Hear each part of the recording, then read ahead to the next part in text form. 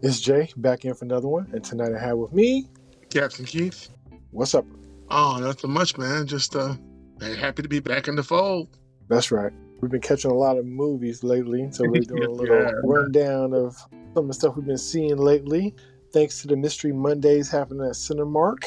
We talked about it before, but it's that thing where you have a secret movie on Mondays for $5 at 7 o'clock. You don't know what you're going to see. It could be a small independent film, or it could be this big blockbuster. You know, you just never know what you're going to get.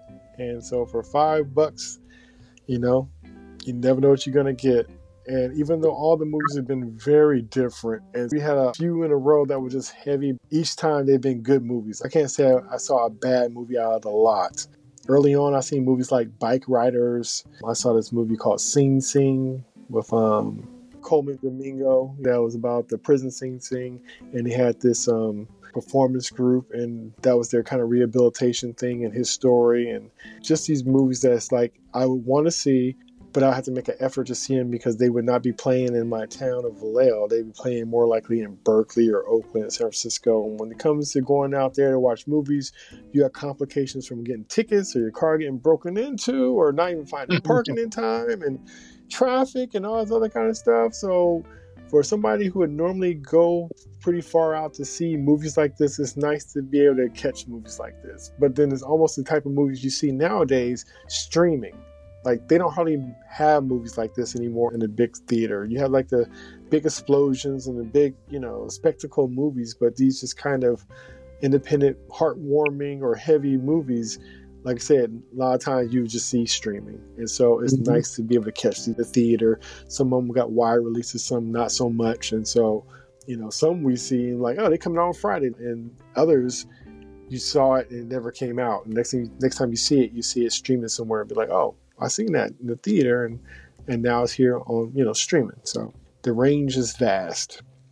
And so one of the movies you saw recently was Better Man. I'm Robbie Williams. I'm one of the biggest pop stars in the world. This is my story, but I'm not going to tell it in an ordinary way because I don't see myself how others see me. For the next 2 hours, your ass is mine! To be honest, I've always been a little less evolved. I don't wanna rock, so let's take it from the top, shall we? I sit and wait. My dad was well enamored by the stars of the day. You can't learn it. You're either born with it, or you're a nobody. There's an angel. Don't want to be a nobody. Contemplate my fate. You're enough. Got in? You're in that band? Look around the table. In 5 years, we're all going to hate each other. But we'll be rich.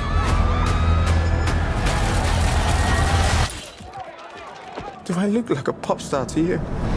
I wouldn't change a hair on your head. And through it, I want to prove I can make it on my own. Prove to who? Everyone. and down the waterfall, wherever it may take me. Songs are only valuable if they cost you something. If you're gonna laugh, do it on the inside, yeah? And know that life won't break me. I don't give a fuck what they think. You give a fuck what everyone thinks.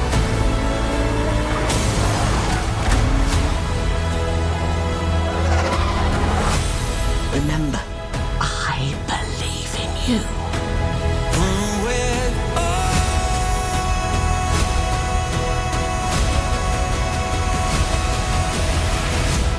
So, the story starts. The synopsis for the film is the meteoric rise and dramatic fall of a remarkable resurgence of British pop superstar Robbie Williams. Robbie Williams, I remember him from back in the day. I remember him from his single he had called Millennium that came out in 1998, I believe. I have the album. With Talking With You, you remember him from being from a boy band. So I didn't know all that. So I just knew him as himself, you know. And these are my days like listening to Alice radio and stuff. And it was like one of those big songs. And it was a catchy video. And he seemed kind of charismatic, but I didn't realize all the stuff that was going down with him. So I will say, there's a lot of biopics about musicians and different people that I want to see or have seen. And so for him, even though I would want to watch one on him out of curiosity, what really made me want to watch it is when I saw a trailer for this name that I heard before, but instead of the person whose name I heard, there's a monkey that is the main character. And I'm trying to figure out, are they trying to be funny? Is this supposed to be like a Curious George kind of, anime versus live action kind of hybrid? They're going to use the music of Robbie Williams in the background, or you know how they do stuff like that. I didn't know that this is actually a life story of the actual singer, Robbie Williams, and he's being portrayed in it as a monkey. Yeah. I thought it was just so odd, It's like, and so when I saw that they were playing it serious, and it wasn't for laughs, because they had him like a young chimp and he's a teenage chimp, and everybody's playing it straight. We're interacting with other people, family members, loved ones, this Nana and stuff like that, and nobody's acknowledging that he's a damn monkey. Yeah, and they calling him Robbie, and I'm like, wait, what? Wait. Are they serious? and so the trailer, like I said, nobody was busting a laugh or like, it's a monkey. Nobody ever said anything like that. So I'm like, okay, if they could make it through this 2-minute trailer and nobody's laughing and they're playing this serious and he's with the boy band and he's almost doing like the NSYNC thing, bye, bye, bye, almost that kind of dance moves, and he's a monkey and he's in the middle of the group and nobody's saying anything, I'm like, okay, this is going to be interesting. Now, the convenience of it being where I could see it in Vallejo and watch it like that definitely guaranteed me seeing it sooner than I would have saw it. Just because it could look interesting, but if it was been like something I had to drive a couple hours to go see or deal with a whole bunch of stuff to go see it, it wouldn't have been high on my list. And I probably would have eventually saw it like on HBO Max or something. So I'm glad that I got to see it on a big screen, because this movie was charming. It was heavy. It was fun. Had a lot of heart. It was tragic. I was joking around after we saw the movie, but I was like, this is like the white Bobby Brown story, because he went through all this stuff with his bandmates and going solo and drugs and redemption and all this other kind of stuff. And it was just like, and it was done with a monkey. He was a monkey. The whole thing, it wasn't even like where he's a monkey the first 5 minutes and he turns and he's a real person kind of stuff. No, he's a monkey the whole time. It was amazing. And like I said, I would have thought that would take away from it, but to me, added for me, because it was a trip to us, because even though he was a monkey, if you know what Robbie Williams looked like, it still favored Robbie Williams, like almost more so than if an actor played him. Like, say they got casted a human person to play him, I don't think it would have favored him as much as this digital CGI monkey did, because that monkey did favor him. The eyes and the way he kind of, his gestures and stuff. It really, especially when he's older and you know what he really looks like as an older guy, it felt like him. It really did. And it really didn't take away. You would think that it'd be so odd that you couldn't take it serious or enjoy or appreciate the moments, but it led to it. It was amazing. It was a beautifully shot movie with these amazing scenes, and it's surreal on certain things and how things were kind of. And because they opened that door of him looking like that, it made the fanciful stuff even brighter. It almost is like it gives carte blanche to really express and have fun with these scenes. So if he's tripping out or something, it's extra big and bright.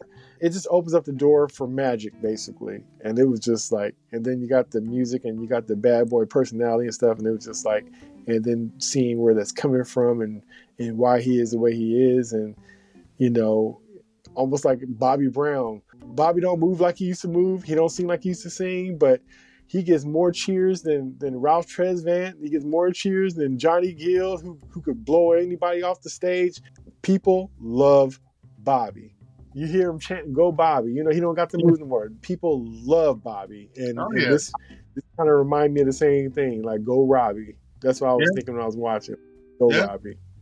We want you to win. Definitely. It's an excellent film. It threw me off too at first when I saw the trailer and it was a monkey playing him. It threw me off. It did. Especially as a black man, watching this. But I'm like, okay, well, you know what? All right. That's what he's doing. Yeah, he's doing that. No, so he's the monkey. I don't have an issue with this. The white man, he wants to show a monkey playing him. Okay. Because now if it was a black man doing this, we would have a big problem. But no, and then come to find out later on, I believe we heard that the monkey was like his spirit animal and stuff like that, and that's cool. But talk about creating a different type of biopic. By that alone, made it different and stand out. And historically speaking, this film might be studied because of that decision that they made. It's a great movie. Cinematography, the music, the dance, that music video that we saw, it would take that where they're hurting people and dancing and all the crazy stuff going on. I need to go back and look to see if that's, if their original Take That video had the same things. I kind of think it did. I need to go back and look at their videos, but it was very Spice Girls, Spice World, and all that kind of stuff. It felt very British and running around the stores and seeing Dance with the People and kind of giving the cops a hard time and the fans chasing them and breaking out to dance in the middle of the street. And I gotta give the British props for this. In the 90s, we were all about alternative music in America. We were all about Nirvana. Yeah, the whole grunge thing, but I mean, once Nevermind came out, for those people who didn't know what alternative music was, they found out. And I believe that Kurt, Dave, and Chris knew they made a special record, but they couldn't fathom how it was going to be perceived and how it was going to blow up the way that it did. And, we would hear things from Blur, and Oasis, like, we were huge. We were trying to break in America, but it was all about grunge. But over in Great Britain and Europe, Take That and Robbie Williams was able to still thrive. Despite what was going on with the rest of the world, with our music, with Nirvana, and that whole grunge explosion between Nirvana, Soundgarden, and Pearl Jam, and then Smashing Pumpkins, even though they weren't grunge, but that whole scene that we had that was huge. Probably the last stand of rock and roll in America was in the 90s. But I thought it was fascinating that Take That and Robbie Williams were able to thrive, simultaneously while that was going on in America. They couldn't really crack America, but they had the rest of the world where they were just blowing up and selling records, Brit Awards, Top of the Pops, all that. So that's cool. It's cool to see how it can be compartmentalized and separated and how you can still thrive. And it's good for us as American artists to understand that just because something you do here in our country may not blow up, don't mean there's not a place for you somewhere else. I enjoyed his narration. He had me watching the monkey. The monkey was Robbie. He had me. I accepted it. It was. Yeah, it was good. It was an excellent film. I definitely want to own this on Blu-ray. I'm glad the Mystery Movie Night, Monday Mystery Movie Night, gave it to us because I'm not sure if I was going to go watch it. But I'm glad that I did. Like I said, I'll watch it again, but I enjoyed it. So it re-piqued my interest in him now and in his group. Yeah. So, yeah. And when you said that he was like Bobby Brown, I'm like, Jason's right, actually. When we saw what he was doing in that movie, I'm like, man. Well, we get to spoilers later. But no, I enjoyed it too. I thought it was a great movie. I liked the music. I liked the storytelling. I had no idea of his family upbringing like that. He had strong women in his life. So, I can appreciate that. For sure. All right, so it's like we both dug this movie and we both would recommend it. So with that, let's see if we can get into spoilers. Yeah, man, this movie has so much heart, man. Just with him, like I said, they started from the beginning, with him being a young child, him and his dad having love for like Frank Sinatra and Dean Martin and Sammy Davis Jr. Like those are the three kings. Yep, right on. Yeah, and so he's singing with his dad because his dad loved it. So it just reminds me of being a kid and just love what your father loved, and you have their taste. And even though it's not in your range of knowing it, you would have known it from your own situation, but you know it because of their situation. You love it because they love it. Yeah. So it was very telling in the beginning, that powerful scene when they were trying to have this duet together in front of the TV, and a young boy being clumsy and doing too much. He accidentally knocks over the antenna and messes up the show for his dad. So his dad is pissed off because come to that last note and it gets messed up because the kid did too much. And I just remember being a kid doing that, and just like, kids do that. And it's just funny because as a parent, you're just tired of it. Like, why can't anything just go right with you? Why is it always going to be something? And so part of me as a father was like, yeah, I get that mess too. So I got both sides of being the son and wanting to connect with your dad and have that moment. And then two, being a kid messing it up some kind of way. But you think like, okay, there'll be more chances for that to be right, for him to redeem it, right? But then it turns bad when his dad chooses fame over his family. Yeah. And so he didn't have that chance to do it again. And so it left a hole in him. Yeah. And like you said, he had strong women in his life. He had his grandma and he had his mom, and they really they did their best to kind of offset things, but he still needed his dad. He still needed that hole to be filled. And it was so much what made him great because of his dad and what his dad meant to him, but it also made him a hot mess because of his dad and what his dad was as well. Mm-hmm. It's a mixed bag. That's why he always seemed like he always had us get it, lose it, get it, lose it, get it, don't know how to keep it, get it, don't know how to respect it. Something good, run away from it. It's always he's both getting bad at his dad, and it was just interesting to watch him be stuck in a cycle that a lot of us go through and don't know it. It's very reflective to see somebody else going through something like that, and you'd be like, do I do that too in a way? Maybe not that extreme because I don't have the fame and the attention, but am I running in circles? Am I chasing down dreams in a way that is not conducive to a happy life? Am I still tethered to this thing and fishing for it, but don't know that's what I'm hungry for? So I'm just fishing, don't know what I'm looking for. So you're going to be floundering around, but you'll never really quite find it because you don't know exactly what you're looking for. So to see that, it broke my heart, but yet it was also very honest. You know what? He probably wouldn't be able to take seeing him or somebody playing him going through all that stuff. Maybe he had to be a monkey that he could not see his face and see like, okay, I'm fine with that being out, but I can't see that. I can't see me doing so. Maybe that would put him at a distance where he could see himself. Because some people don't want to hear their own voice, but then if they write lyrics for somebody, they love to hear somebody else sing it, but they don't want to hear their own voice because it might make it too personal. It kind of reminds me of like that, having somebody else sing your song for you. That monkey sang his life for him.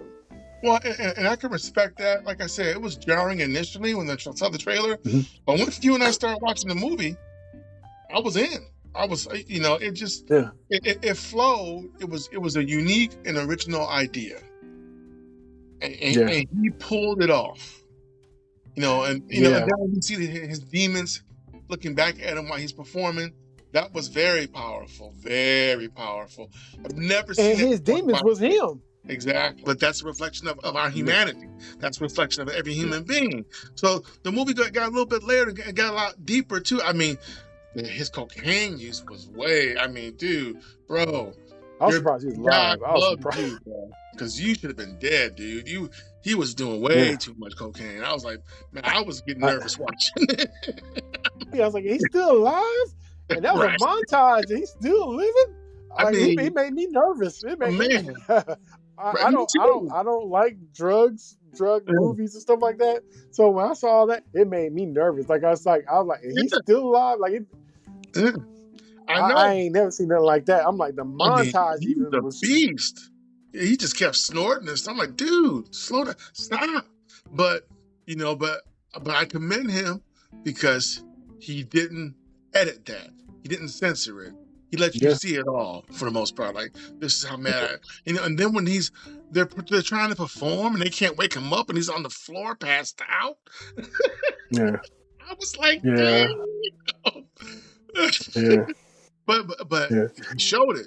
He showed it. So he didn't gloss over it. So no, it was different. It was a different way of telling the story in many ways. It was similar in certain ways and completely unique and different in others. And that's the brilliance of this film, is that he gave you something familiar and totally different all at the same time. And that's hard to do as an artist. And when you do that, it's almost like perfection, basically.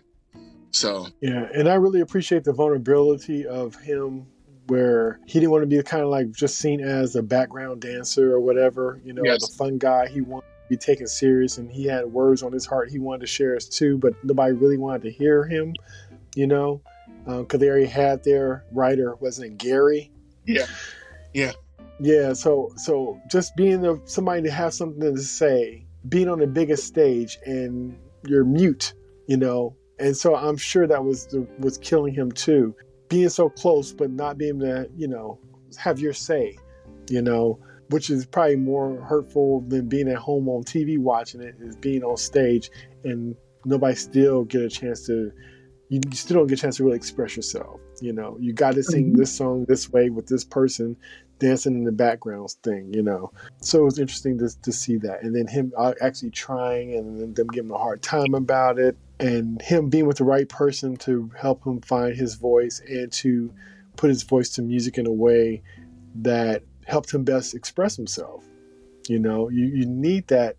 You need that person to offset you. You know what I mean? And I love like I said, the chemistry between him and the guy. Because him and the guy, the producer guy, or the guy who's writing the music, you could tell that they was trying to fill each other out. And I just love that he saw a spark and like, wait a minute, this is really good. What else you got?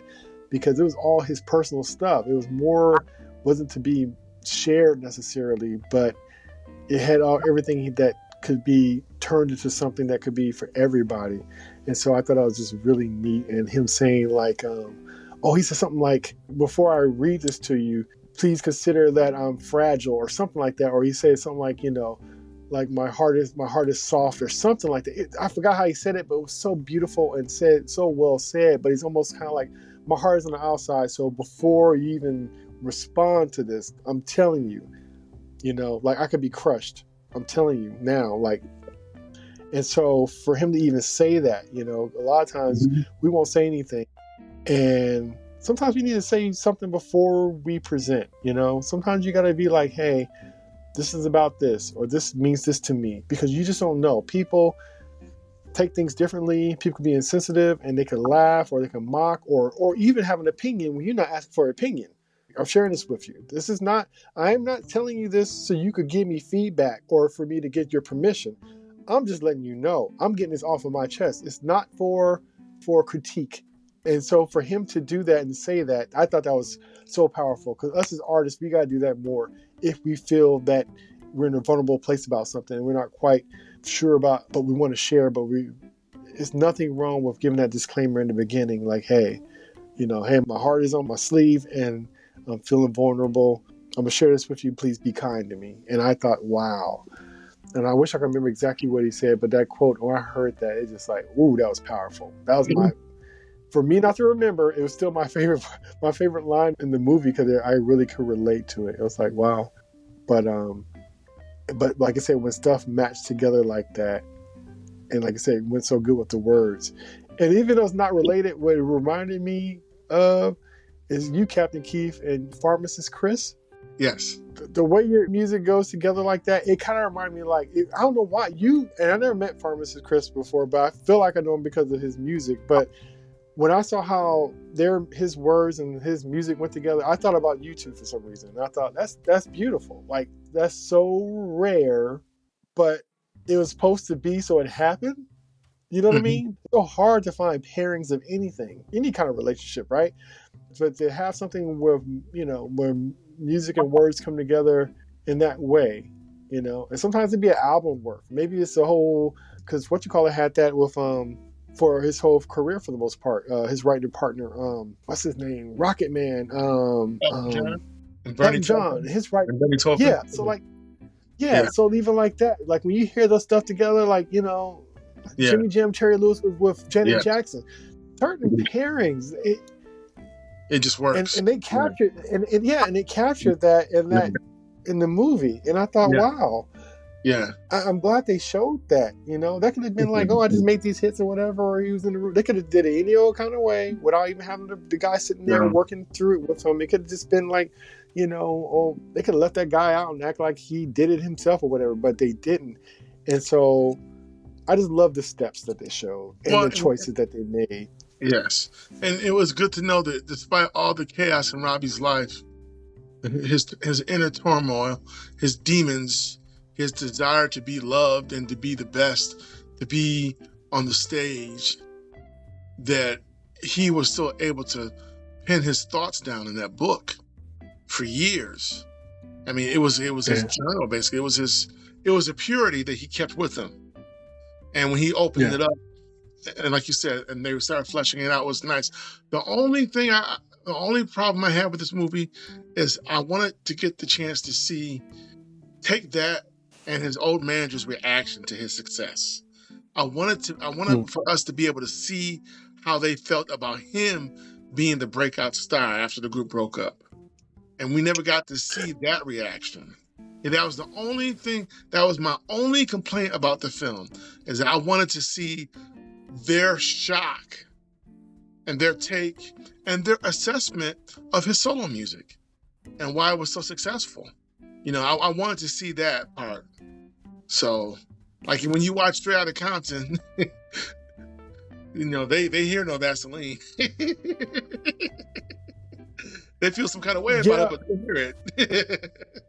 But the narrative was the group. This is the narrative of him, so he wouldn't have had that perspective anyway. Yeah.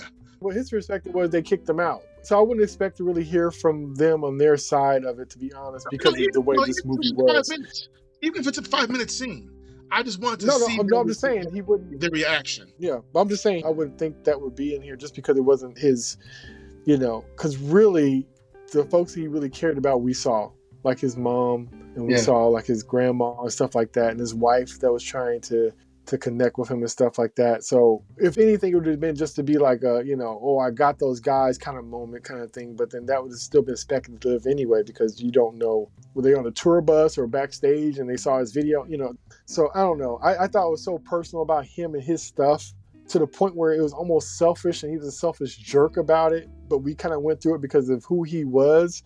I wouldn't expect, because they didn't even really show what his wife even thought of his stuff. The only person they really showed, and the only reason why they showed kind of their perspective on it, is because it just showed him not being there, was with him and his grandma. That's the only person they kind of showed what they thought about his stuff. And I hated that. I hated that. To be honest, but I'm saying, if you notice, that's the only person you really saw who really had a response to seeing him. Yeah, that hurt me. And to him, in real life, I bet you that's the only person that really mattered to him. And that's probably the only reason why they showed. But that just played into the fact that he was not there, and she saw his moment. So I think everybody else, they didn't show it. To me, I was fine, and I kind of understood why.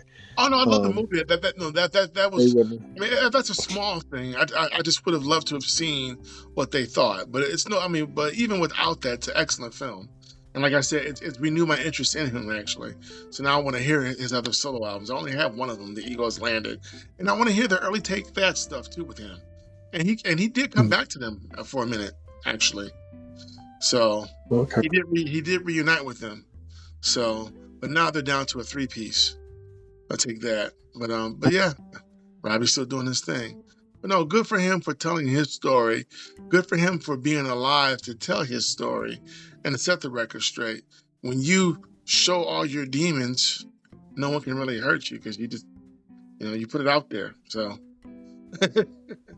yeah, it's an excellent film. Great cinematography, like I said, great direction. Yeah, I thought it's kind of cool that it had, was it Liam Gallagher? Yeah.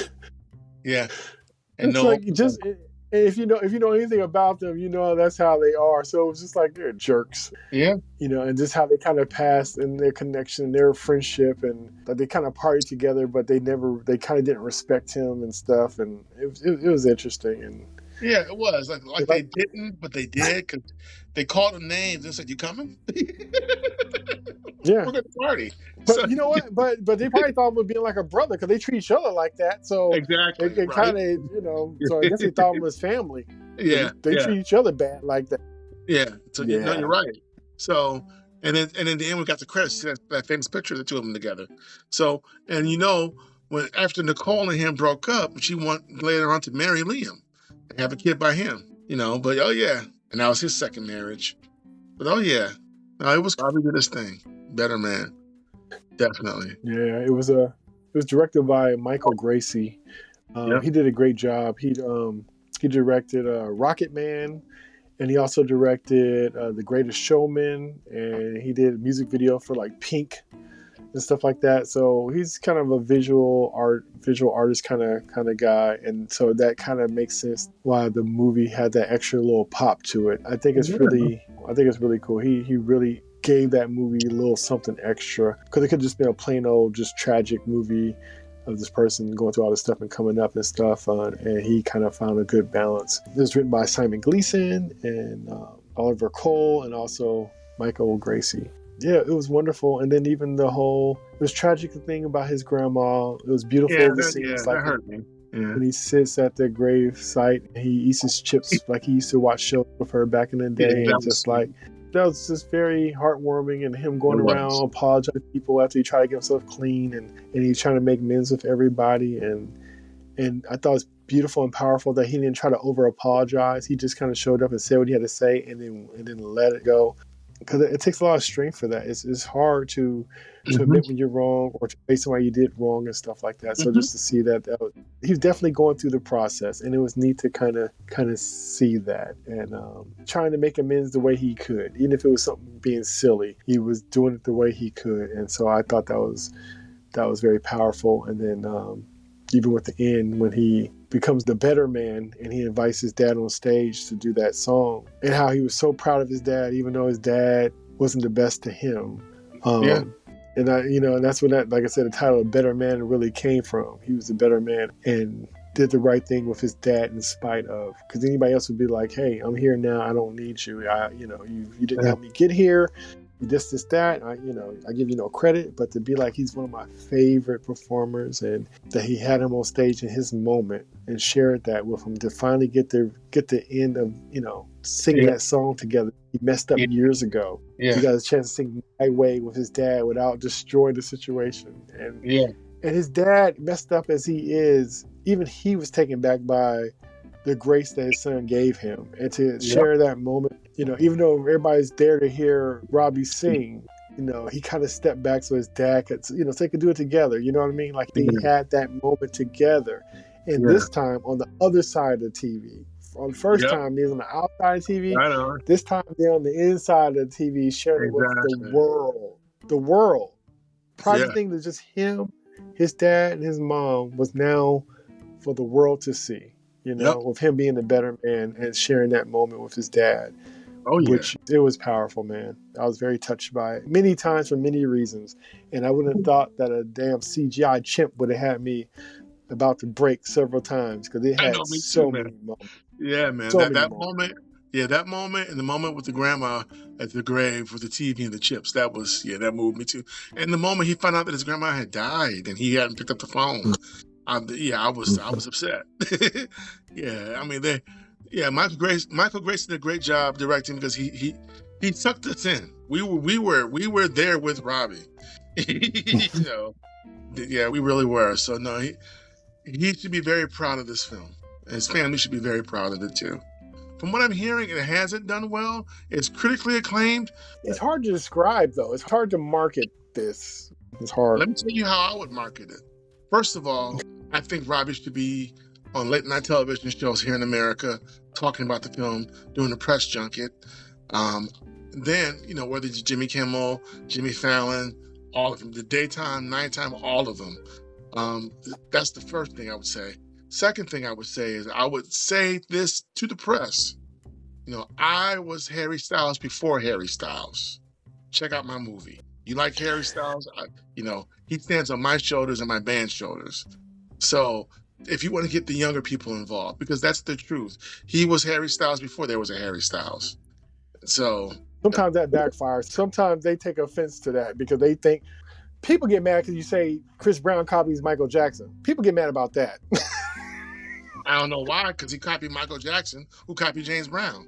Now what? But I'm saying. But I'm of a certain age, and so are you, so we understand. No, I understand. But I'm saying younger folks don't like talk like that. They don't want to hear about how, they think everything's old, but I don't know. Well, yeah, and Robbie. I hear you though. Yeah. Robbie he ain't got time to hold their hand.